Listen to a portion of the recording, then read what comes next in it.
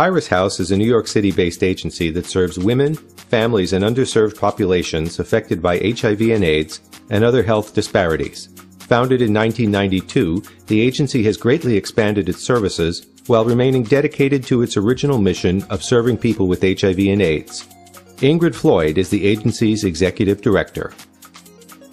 Hi, I'm Ingrid Floyd. I'm the Executive Director of Iris House. So some of our challenges as an AIDS service organization has been that there is, a perception that AIDS is no longer an issue in our communities. And so because of that, a lot of the funding that was available for AIDS service organizations has been shifted to other services or other programs.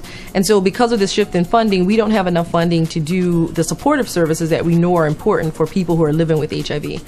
And so our biggest challenge is to make sure that we have sustainable funding, to make sure that we can sustain the services that we know are critical for helping women and men achieve viral load suppression. So this is our second floor area where we do our community and our client lunch from. So right now is our lunch hour.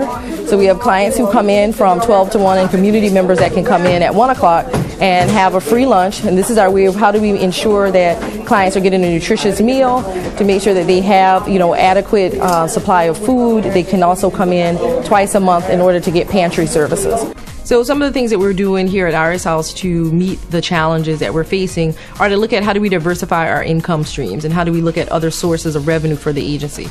So for instance, we are launching a new pharmacy that will begin on April 1st. And so that pharmacy will help to drive new revenue for the agency, will help to make sure that we have funding to do things that government funding may not allow us to do and to cover some of our operational costs that we have that we can't fully put onto our grants that we receive.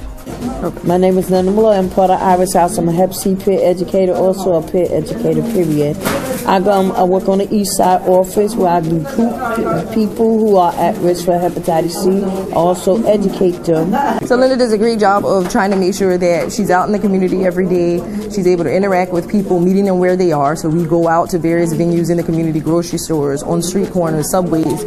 Our hopes for the agency are just to really think about sustainability and come up with a structure and a model that helps to ensure the agency's future, to help to make sure that we're here and available to offer our services free of charge as we have for over 20 years now. Our vision and our future is to really also make sure that we can bring medical services on site for the organization and have those services available not just for our own clients, but also for people who come to us from the community.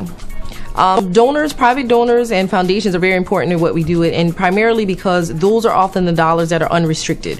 So those are dollars that we can use to help pay the light bill, to help pay our accounting department, our fiscal department. So staff that aren't providing direct service, private donors and foundations help us to be able to make sure that everything else can be covered. And so it really is an important part of what we do as far as our revenue mix and making sure that we have the right revenue mix to cover our expenses. My message to my fellow CEOs would be, think about sustainability, think about how do you need to change your operating models in order to be sustainable, and think about how do you grow your agency, not just in terms of budget, but also in programs to make sure that the services that you're offering are relevant to your community. I think the thing I would say to our clients is that, Iris House is here for them. So whatever it is that they need, they can come here. This is a place of non-judgment for people who are living with HIV, and we will always be that. Even though we may be broadening our mission, our focus is still always going to be people who are living with HIV.